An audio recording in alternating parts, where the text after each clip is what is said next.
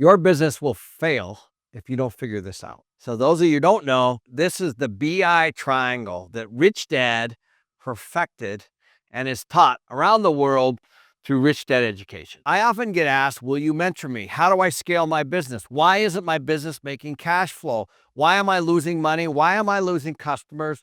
Why am I working so hard? So if that's you, the secret is in the BI triangle here, taught by Rich Dad Education. So one of the young men I'm working with, his name is Josh, is helping me with my YouTube channel, but he wants to scale his business and he's growing. He's very good at what he does. So my very first question was, do you believe that your business needs you? The obvious answer was yes, because without Josh, there is no business.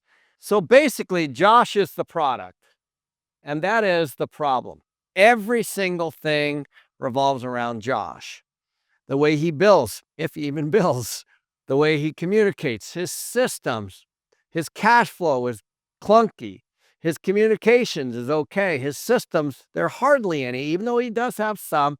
He almost has no legal. He is the product. So the reality is, if Josh stopped, the business would stop. So he thinks he has a business. I don't see anything other than a really smart kid doing YouTube. So a lot of you that own franchises, you actually get everything here. You get the product, the legal, the systems, the communications, and of course, you're in charge of the cash flow. And with that, you build your team and hopefully some leadership skills. And some of you might even be mission-based. But the whole point of a franchise for you business owners that bought a franchise, you know that all of this stuff was prepackaged and this is what you pay for. For those of you that are scrapping it out like Josh, you have to figure all these things out. And without all of these things, you literally have no business. So now let's take a look at my property management company, which is MC Residential. So the product is management, property management for the properties that I own. I get asked a lot, would you manage my properties on a third-party basis? And I used to, but today the answer is no. We only use our management company for our own property. So me as the GP, as the owner, I actually have a legal agreement, a property management agreement between the ownership of the property and the property management company, which is MC Residential, which I also own with my partner, Ross. Point is, there's a clear legal agreement between the two entities. And I think that's very, very important. And inside of that legal agreement has all of the things that I can and cannot do. And that legal agreement is also industry standard. It says what I get paid for and what comes with the fee that I charge. The next thing, of course, are the systems. So what are the systems? The systems are all the things that make the property management run. So for me, it's 250 employees all inside of that systems. So I have an HR system, I have a marketing system, I have an accounting system, I have an investor communication system. So anything and everything that has to do with the management of the property is all set up in the systems. So let's say, for example, a new vendor wants to come in and do work for our company. They fall into the systems. There's an agreement that's signed that's legal and says, this is what you're going to do. This is how much it's going to cost. And it gets dropped into the system.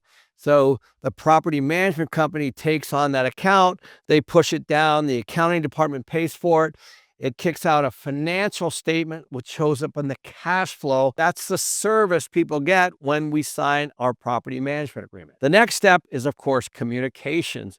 And this is the most important thing. So communications for a business is really about reaching out to potential customers or customers that you might already have. And or, of course, employees that are working for you and all the things that might revolve around communications. And this is another huge problem for most businesses. Most people put a chair behind a desk, put the name on the front door, and wait for people to show up. That is the opposite of communication. Communications is outreach. Communications is reaching out to the people that have already paid you or are looking to actually do business with you or contract with you for some kind of services or product that you might be selling. So all of these things need to be super tight. And then, of course, if they are, they roll into cash flow. And the integrity of the entire triangle is set up with the team, that you have to pull all this off, the leadership, which usually is you or somebody that can actually lead the team, and of course, the mission itself. And everybody's mission can be very different. But these are the 8 integrities of every single business. As you take a look at your company, you should always take a look at your different things from product, legal systems, communication, cash flow, and of course, team leadership and mission. Now, if you notice here, what most businesses do is they focus on the product. So Josh is the product, and he does not have great systems. And as a result, everything in his company is a little bit wobbly. And this is very, very common because most people believe that the product is the most important thing. But the reality is once you set up the legal, the systems, the communication, the cash flow, and all these other things, you can actually drop as many products as you want in because you're going to have the systems, the legal, the communication, and all of the things are going to push back out because they're already in place. The product generally is the least important piece. It needs to have the margins. In other words, it has to be something that people want. But why do you think huge companies like Apple or Procter & Gamble or Nike all have this set up? For those of you who are just beginning, you don't need to pay as much around leadership and team and mission as you do around cash flow.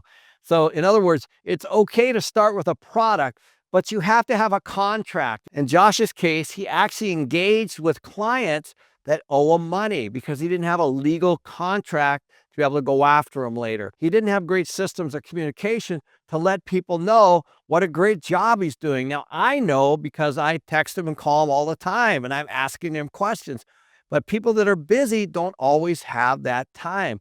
And so it's Josh's job to say, look what I'm doing right now for your YouTube channel. Look how much money I'm making you. Look at the things I'm doing to increase the awareness or the brand. As a result, his cash flow is fluctuating. One, because he doesn't have an agreement for people to pay him. So he does all this work, spends all this time, and now he's chasing the money. And two, he's not communicating with them, so they don't understand the value what Josh is actually doing. So all of these things need to be in place. And once they are all in place, then you can focus on building your leadership, your team, and your mission. And you can do that not necessarily by hiring people for overhead. You can do that through third-party consultants and all kinds of things. So you don't have to have a physical office with all the stuff in it. You just have to have different people doing different things and all rowing in the same direction. So the wrong question is, how do I scale quickly? And this is the question Josh continues to ask me. And I said, Josh, you can continue to get more and more clients, but your clients are still going to have the exact same issues on legal systems and communication. And they don't believe, and you haven't put together a great leadership team yet. You're trying, but bringing on more clients and creating more products is only going to make Josh stress out more because he doesn't have any of the systems. So everything goes through Josh. All roads lead to Josh. But once you set up communication systems and legal, then those are the kinds of things that can be outsourced. These are things that don't necessarily make you money. They're ways to keep the money coming in and also to communicate to the clients that you have. What you're doing is you're maintaining and retaining your business through legal systems and communications, and then you can drop new products in, which of course just rolls through the system and hopefully turns out to more cash flow for you. This will also lead to more consistent cash flow for longer, which is exactly what everybody wants, because the way Josh is set up right now, he's going to be continually battling the three things in the center, and he'll forever just be chasing new business to replace what he might have already lost. Everyone says it takes 10,000 hours to master something. After spending over 100,000 hours on business, I promise that is not true. I just made a video on the business lessons that you need to hear, but you might not be ready for. You can watch that here.